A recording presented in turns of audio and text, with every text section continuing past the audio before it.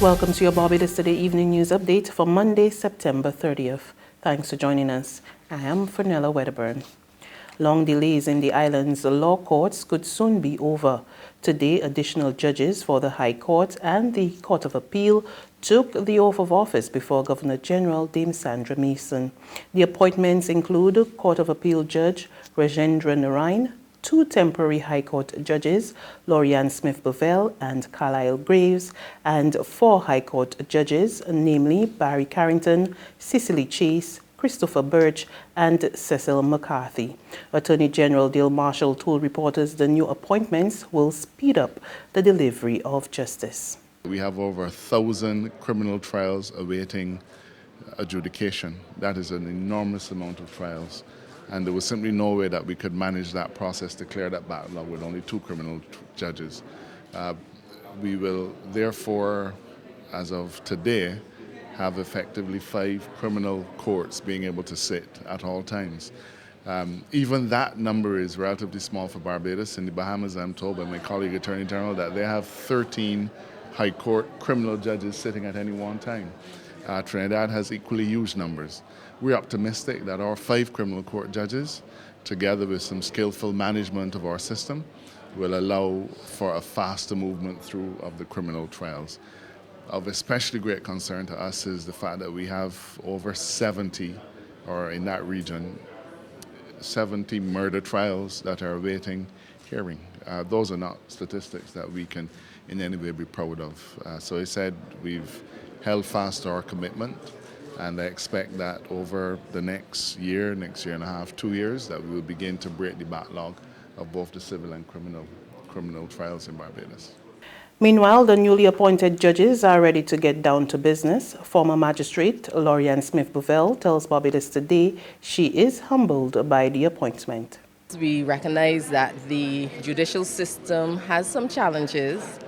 I hope to bring my experience from the magistrate court bench to the High Court bench, and hopefully to work with my fellow judges to improve the system of justice, hopefully make a serious dent in the backlog, and to find ways with the resources that they will provide us of not going back into the backlog and being current in all our cases.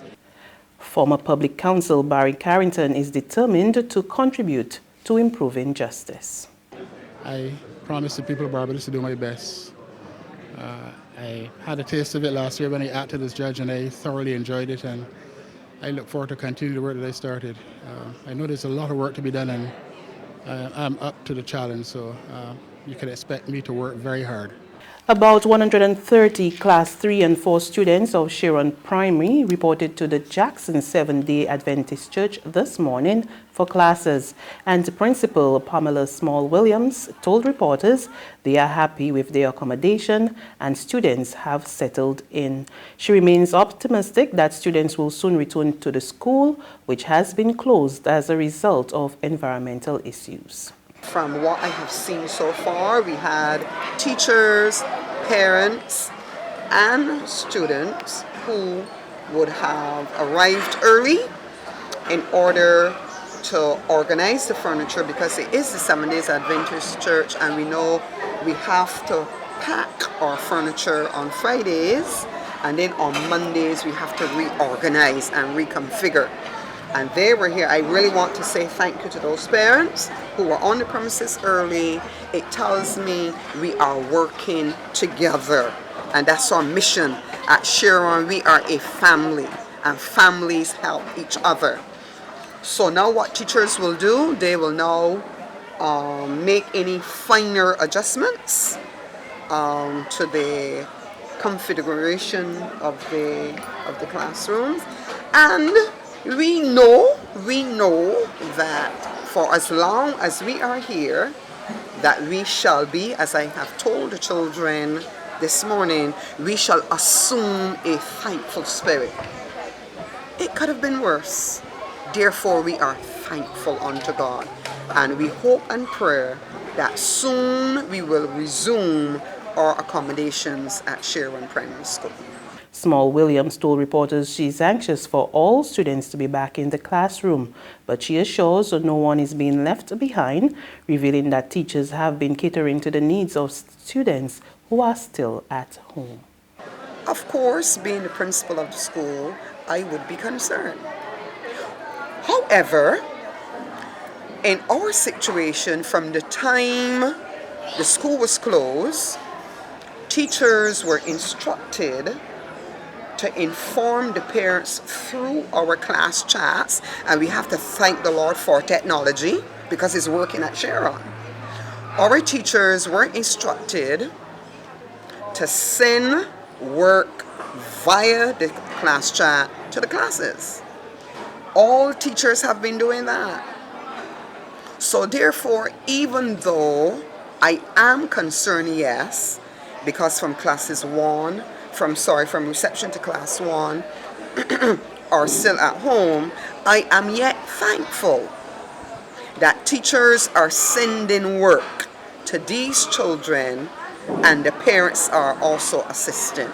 Over at the Maria Holder Nursery School, staff and students also settled back into the St. Thomas facility.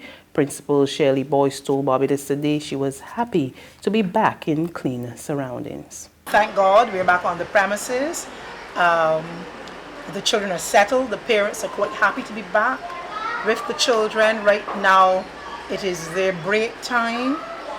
Everyone appears quite calm, happy, and so on. And we do trust that they have officers who are on site right now. They've done a walkthrough yet again to help us to settle in, and for that reason we have to thank the Ministry of Health, the officers especially from the Eunice Gibson Polyclinic, and Nurse Bob, who is our district nurse here. She is assisting today, and they're all here to see that we settle in quite well. So far, so good.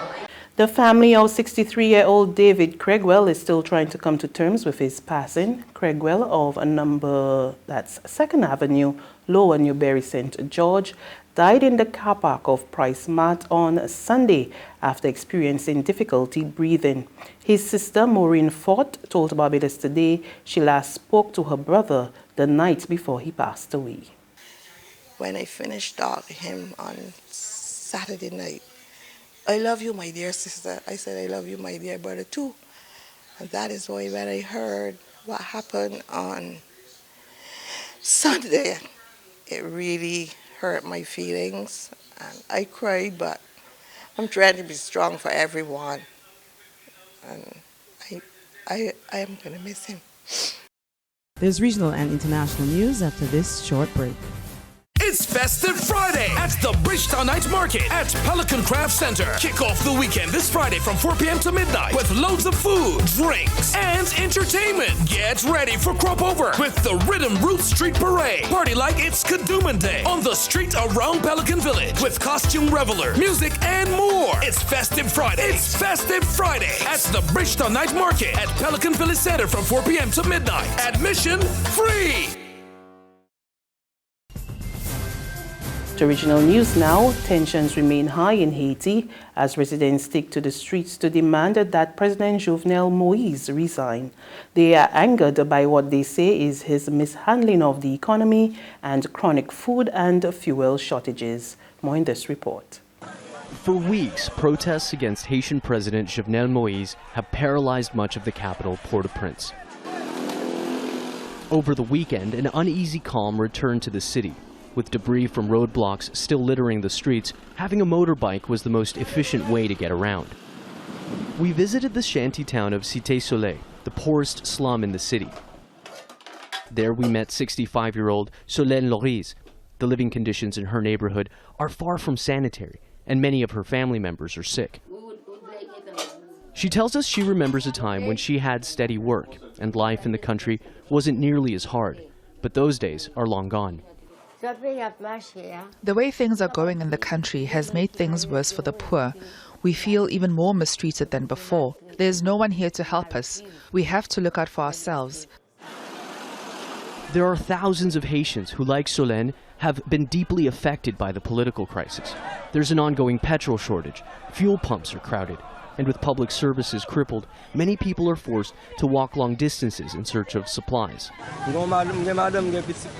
I have a wife and children, and I can't find water. I've got $5 to buy water, but I don't know where to find it. With tensions still high, the government continues to call for a national dialogue. And on the international scene, more than 100 people have died due to flooding caused by heavy rains in the Indian state of Uttar Pradesh and Bihar. Railway traffic, vehicular movement, healthcare services, schools and power supplies have been disrupted in both states. This dam wasn't able to stop the monsoon floods in Uttar Pradesh, where 80% of the state has been affected. There have been days of heavy rain here, forcing many from their homes. Our home has been destroyed and is roofless. We have no place to live. My brother, uncles, father, all of us only have umbrellas. We have been forced into the streets. People in rural areas are using everything they can to get to safety. Relief camps have been set up, and the Indian government has promised to compensate families of those killed by the floods. The eastern state of Bihar is no different. The damage is extensive. This is the local government building, mostly submerged. Rescuers have been working tirelessly to transport people to temporary relief centres. Overwhelmed, the state government has called on the Indian Air Force to airdrop much-needed food and medication. And that's news, but for the very latest, visit us at www.barbadostoday.bb. You can also subscribe to our e-paper, email updates, or like us on Facebook, and sign up for our breaking news alerts via WhatsApp. We're also on Izumi Media and bus terminals, as well as screenplay at supermarkets and gas stations near you. And you can also hear us on Mix 96.9 FM and Capital Media HD 99.3 FM. I'm Fernella Wedderburn. Good evening.